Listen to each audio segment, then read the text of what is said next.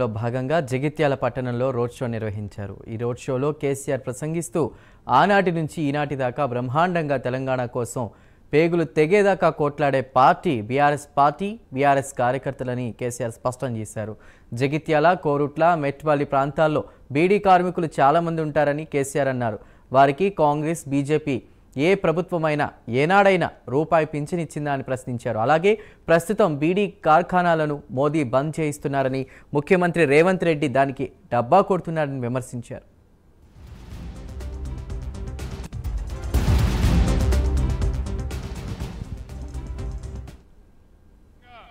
తెలంగాణ కోసం పేగులు తెగేదాకా కొట్లాడే ఒకే ఒక పార్టీ బీఆర్ఎస్ కార్యకర్తలు.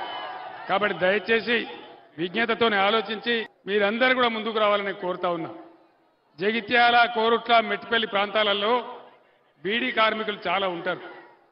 ఏ ప్రభుత్వం అన్నా, కాంగ్రెస్ అన్నా, బీజేపీ అన్నా మీకేనాడన్నా ఒక రూపాయి పెన్షన్ ఇచ్చిందా? బీడీ కార్మికులను ఆదుకున్నది ఒక బీఆర్ఎస్ ప్రభుత్వం మాత్రమే. బీడీ కార్మికుల బతుకులు నిలబెట్టింది బీఆర్ఎస్ ప్రభుత్వం మాత్రమే. ఇలా బీడీ కార్ఖానాలు మోడీ బంద్ చేయిస్తా ఉన్నాడు, ముఖ్యమంత్రి రేవంత్ రెడ్డి దాన్ని డబ్బా కొడతా ఉన్నాడు, మీ నోట్లో కూడా మట్టి కొట్టే ప్రయత్నం చేస్తా ఉన్నారు. కాబట్టి బీడీ కార్మికులు కూడా విజ్ఞతతోనే ఆలోచించి, ఠేకేదారులందరూ కూడా చైతన్యం తీసుకొచ్చి బీఆర్ఎస్ని గెలిపించాలి.